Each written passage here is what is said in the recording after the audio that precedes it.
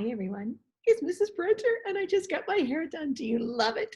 Look at this big strip of pink up here. It's just perfect. I'm feeling a little kooky today, so I thought this was the perfect choice of outfits with my new hair and my glasses to read Miss Suki is Kooky to you. I have one problem though. I can't see a darn thing without my glasses. So we're gonna just cheat a little bit here. We're going to take off my super cool glasses and we're going to put my reading glasses on, but look at the super cool glasses fit right over that. So I'm still having some hair issues because now my curly green hair is sort of hanging in my face, but I don't know, it's a pretty good look, don't you think? Yeah.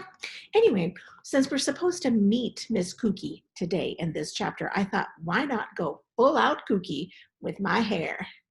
I mean, yesterday was pretty kooky, but this is, I don't know, I think it's a little bit kookier. So when we last left AJ and the gang, we had read chapters 3 and 4, where AJ and Andrea's love-hate relationship, or should I just say hate-hate relationship, was in full swing. Then they were talking about preparations, like this welcome banner that they were making for Miss Suki, the famous children's book author, to come and see at Ellla Mentry School. And then they did poems. These are called acrostic poems, but they couldn't come up with more things for S. Then they were having a discussion in the cafeteria about what Miss Kooky's big surprise was going to be. We don't know what that is yet. So let's find out. Oh, and one little thing, this is called foreshadowing. When the author gives you a little hint about something that happens later in the story, he or she gives you a little hint right now. It's this. When they showed Mr. Klutz talking about how he used to work at a zoo when he was younger, that's a little foreshadowing. That's going to come back in the story later.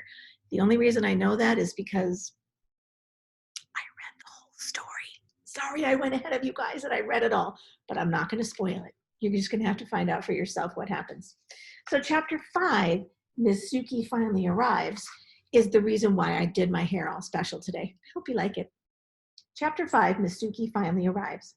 When we got to school the next morning, there was a big sign on the front lawn.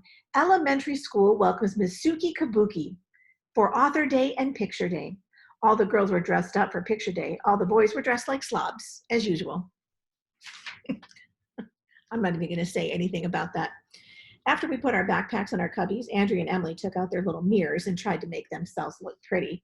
That would make a good movie. Mission Impossible. Because AJ is saying there's no way they can make themselves look pretty. AJ. Miss Daisy told us that our pictures would be taken at the end of the day after the author visit. Because there was so much going on at school, we would have to miss math. Yeah, baby, I hate math. Everybody was whispering, where's Miss Suki? Is Miss Suki here yet?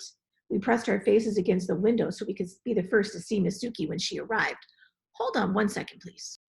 Okay, sorry about that. I noticed that on the screen, it kept going dark and light and dark and light and dark and light. So I just turned some lights on to see if that would help. Sorry about the interruption. So they were pressing their faces against the window so they could be the first to see Miss Suki when she arrived. And then I saw her. I was looking through the window between our classroom and hallway when a lady walked by on the red construction paper carpet that was taped to the floor. I recognized her face from the author photo in her book. Miss Suki was pulling a rolling cart with a big box on it. That must be the surprise. She was a skinny little lady, not much bigger than a kid. It looked like a gust of wind could knock her over. It's her, I shouted. Miss Suki is here. He seems kind of excited now, because wasn't he saying that he was already tired of her, even though he had never met her? Now he seems excited. Everybody made a mad dash into the hallway. That's when the most amazing thing in the history of the world happened. The wheel of Miss Suki's rolling cart got caught on the red carpet or something, and it made her trip. She fell flat on her face. We all ran over to help her. Why is that paper all over the floor? Miss Suki asked. It's not paper, Ryan told her. It's a red carpet, so you could make a grand entrance. Well, she kind of did make a grand entrance, right? I mean, she fell flat on her face, but that's still a pretty grand entrance. Can you please get rid of it, she said. I've had a hard day already. My plane was delayed and the taxi driver got lost on the way over here. Ooh, she has her own plane, somebody said. That's when she's falling down.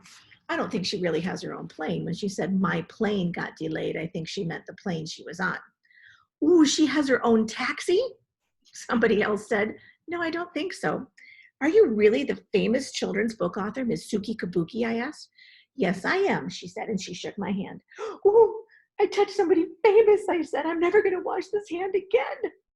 Big deal, Arlo, said Andrea. You probably never wash your hands anyway. Hey, especially now, wash your hands. Oh, snap, said Ryan. So's your face, I told Andrea. What's in your box, Miss Suki? Asked Emily. Oh, you'll find out later, she said. It's my mystery box. But first, can you tell me where the office is? I need to introduce myself to your principal, Mr. Klutz. Sorry, here's what she said. I need to introduce myself to your principal, Mr. Putz. Mr. Klutz, everybody shouted, and we told Miss Suki how to get to the office. We were so excited that we were the first class in school to meet Miss Suki. The bad part was we had to wait 1,100,000 hours for her assembly to start. First, she had to visit the kindergarten trolls, rude. Then she had to visit the 5th graders and 6th graders. Then she had to have lunch with the teachers. Then she had to sign all the books that the kids ordered. Finally, it was time for our assembly. Andrea and Emily wanted to bring their dumb mirrors along, but Miss Daisy said they couldn't, so Nan and Boo Boo on them. We walked 1,100,000 miles to the all-purpose room, but even I was a little excited by then, so it didn't seem that far. When we arrived, we saw an easel on the stage and Miss Suki's mystery box. I wanted to sit with my friends, but Miss Daisy made me sit between Andrea and Emily. Boy, girl, Miss Daisy said. Crisscross applesauce. That's grown-up talk for sit down and cross your legs. When everybody was seated, Mrs. Ruby made a peace sign with her fingers, which means shut up. Ooh, shut up. She was wearing her bird suit again and held a big slab of wood under her wing. It looked like one of those boards my mom uses in the kitchen when she chops up food, like a cutting board. Is everybody excited? Mrs. Ruby asked. Yes, the girls and even the boys shouted. Look what I've got, Mrs. Ruby said, holding up the slab of wood so we could see it. It had shiny metal on the front with the words Blueberry Award on it. This is what Miss Suki Kabuki won for the Fearless Falcon, said Mrs. Ruby. She just got it yesterday. I can't believe she said I could hold it. Isn't that cool? There it is, the Blueberry Award being held by Mrs. Ruby. Wow, we all said, even though it wasn't that cool. Well, you kids haven't been waiting 3 weeks to listen to me talk, Mrs. Ruby said, so I'm proud to finally introduce Ellla Mentry School's favorite author, Miss Suki Kabuki. And guess what? That's the end of chapter 5. How many more days do I have to dress kooky like Miss Suki Kabuki? I'm running out of kooky outfits.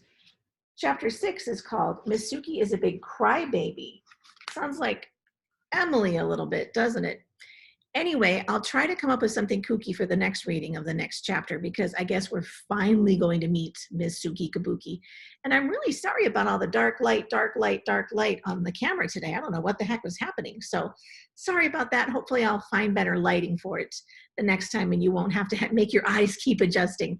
Anyway, I will see you guys for chapter 6. Bye for now.